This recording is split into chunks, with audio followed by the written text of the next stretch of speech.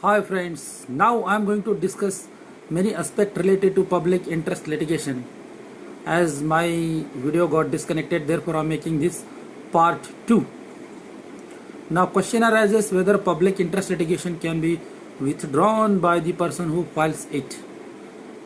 Just to get the proper answer, we can apply our mind that once the PL has been filed by a person on behalf of society at large or people at large to protect the right of the people at large or society at large, then whether single person who files the PL shall be allowed to withdraw the PL?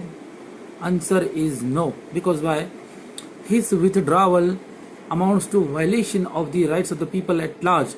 Therefore, such a single person who files the petition on behalf of the society at large or people at large to protect the right of the society or people, then that single person is not allowed to withdraw the public interest litigation. However, suppose he has not made a representation and really representation is required, in that case filing of the public interest litigation at early stage will be premature. In that case, perhaps he may be allowed to withdraw the petition. Similarly, suppose for a single cause the many petitions, public interest litigations have been filed at different benches or before the same court. For example, before the Honorable High Court, 5 petitions have been filed claiming the same relief by different persons, or at some are at Aurangabad bench, some are at Goa bench, some are at Nagpur bench, claiming the same relief, similar relief by different persons. In that case, the proper way is that the Honorable High Court, what they do is to club all the, because Chief Justice of Bombay High Court has got the right to collect all the petitions, clubbed all the petitions at one bench, and only a single bench consisting of division bench can decide the petitions. A single court can decide the petitions. If such a petitions, because multiplicity of proceedings should not go for the same, hear the petition at one place only. Sometime what happens, some petitions are filed at Honorable High Court and some petitions are filed at Honorable Supreme Court. In that case, the Honorable High Court do not proceed with the matter owing to a reason that the similar petitions claiming similar or same reliefs are filed at Honorable High Court, Supreme Court of India. Therefore, Honorable High Court do not proceed with such a cases or public interest litigations. Therefore, another question arises while filing public interest litigation, whether a fees is required to be deposited. Like we hear normally when we were student, we used to listen that 50,000 is required to be deposited, 1 lakh rupees is required to be deposited by the petitioner, etc. In fact, in practical, we have got experience that no such a fees is required to be deposited before the registry.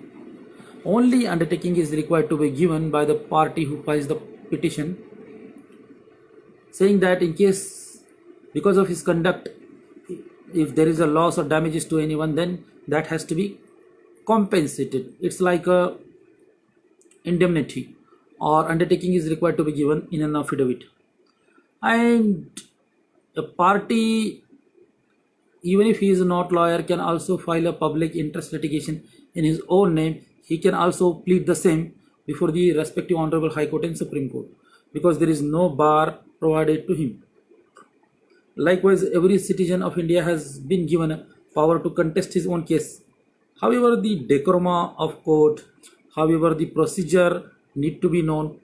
If that person doesn't know the procedure and manner in which it is to be argued and many aspects of law, etc., in that case, it is always advisable to appoint a practicing advocate to represent their case, to handle their case, or to fight their case. However, there is no bar. But recently, some rules have been amended by various high courts. Even Honorable High Court of Bombay has amended some rules. They have made rules saying that any person who files the petition in person, his interview will be conducted, whether it will be checked whether he is able to point out the case, whether he is able to maintain the decorum of the court, whether he knows the basic concepts, etc., then he is allowed. Otherwise, he is not allowed to appear as a part in person, and he can appoint, in that event, he can appoint advocate to plead his case. Now, sometime what happens, if public interest litigation is filed in respect of service matter or labor matter, then court will not entertain such a public interest litigation, because those who are receiving salary, those officers of the government who are receiving salary, are not prevented from coming to the court. Therefore, in such cases, PIL cannot be entertained. If it is filed under the name of public interest litigation, then the respective Honorable High Court can convert the same public interest litigation into writ petitions. So PL can be converted into writ petition also, considering the taking into consideration the fact of the case, and whether it is filed on behalf of one person only, claiming rights of only individual person. In that case, the PL can be converted into writ petition. And there are also other terms related to the public interest litigation, like judicial activism, judicial overreach, and judicial restraint. What are these? What does it mean? Which I am going to explain before you.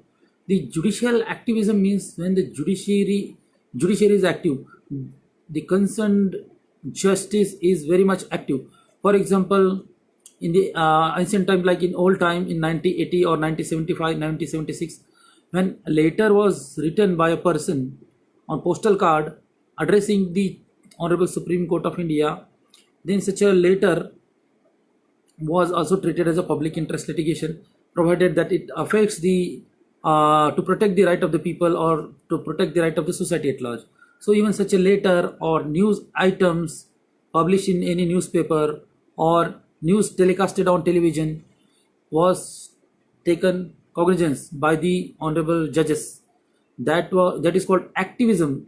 It means when the judiciary is active so as to give the justice, advance the justice, then many things relaxed, like procedure to file the petition, etc., will be relaxed, because even a letter, email, letter, or newspaper item is treated as a public interest litigation. Then the format of PIL, exhibit, all these things, representation, nothing will be there. So all these things will be relaxed just to secure the ends of justice, to advance the justice to the people or weaker section of the society who cannot approach the court, who cannot access the justice. Therefore, the activism of the judges is called judicial activism. Activism of the judiciary is called judicial activism. And judicial overreach means when the judges cross or transgress the limit. They, under the name of judicial activism, they are not allowed to cross their limit, powers, zones. For example, we have already discussed the theory of doctrine of separation of power, wherein the functions and powers have been distributed amongst the three wings of the government, organs of the government: judiciary, executive, and the parliament. The work of the judiciary is to interpret the laws and to do judicial reviews, whereas the work or function of the executive is to implement the laws, enforce the laws, and the task of the legislature is to enact the laws or make the laws, etc. Therefore, no one is allowed to interfere in the work of others or functions of the other, and no one is allowed to transgress. So under the name of judicial activism, judiciary cannot jump and cross their limit of this basic separation of the powers theory, because power of separation of theory is considered to be a basic structure of the Constitution of India.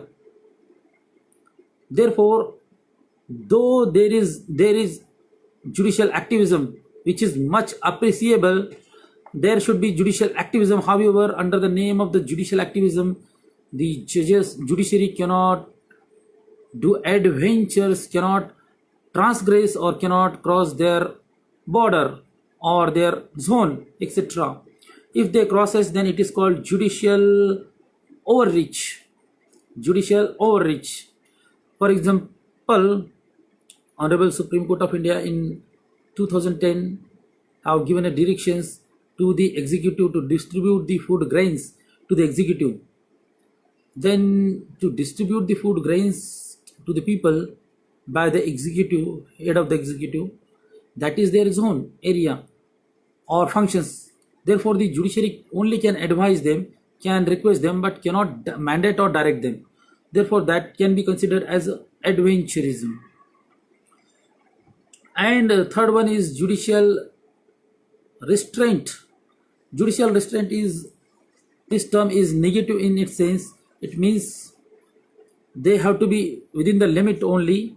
When the judges or particular judges are not that much having judicial activism, they restrain themselves, judiciary restrains themselves, then that is called judicial restraint. Judicial restraint is opposite to judicial overreach, whereas judicial activism is within the zone or within the limits of the powers. Now, the other aspect which I need to discuss with you, one case laws in 1979. The case laws is very famous. Kapila Hingorani's case, which is also popularly known as Hussainara Khatun's case, wherein the PIL was filed in the Honorable Supreme Court of India, claiming the speedy justice, access to justice, speedy justice, and free legal aid, which is provided under Article 39A of the Constitution of India, which being a directive principle. Therefore, the case was known as Kapila Hingorani's case. However, it is popularly known as, it became famous by the name of party, that is Hussainara Khatun's case, in which the Honorable Supreme Court has directed to release 40,000 those persons who are languished in the jail, and speedy access to justice was provided to them, and free legal aid was also provided to them.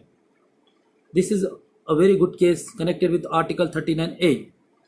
And obviously, when public interest litigation is filed, then the public interest litigation should be genuine one. It should be filed to secure the rights, enforce the right of the people at large, and it should not be frivolous, it should not be false, or it should not be for the purpose of claiming publicity only, or it should not be for political motto only. Therefore, I would like to discuss another case laws which is very much important. Kalyaneshwari versus Union of India. In this case, the Honorable Supreme Court of India found that the PL was filed with a malice intention or with oblique motto, ulterior motto, or skeptical, etc. In this case, the fine was levied or in this case the fine was imposed by the Honorable Supreme Court of India, and Honorable Supreme Court has said clearly 4 lines while passing this order in this judgment of Kalyaneshwari versus Union of India. Those lines are very much important, because it is principle behind this that whenever we file a petition, we claim something from the Honorable High Court or Supreme Court, we knock the door of the court and we come to get the justice, then we should come with the clean hands and clean hearts. Means petitioner should come with clean hand and hearts.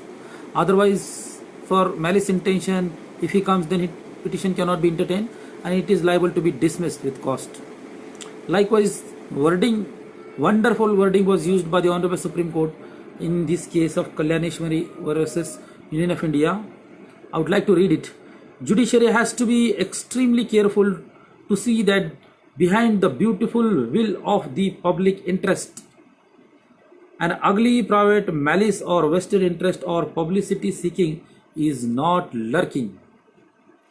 It means anyone who comes to the court should come with a clean hand, and he should not hide his face, and he should not hide the realities, etc. And the public interest litigation should be filed for a genuine cause, not for frivolous purpose or for publicity or for political motto. Hope that I have covered many aspects related to public interest litigation and you have enjoyed my lecture. Thanks.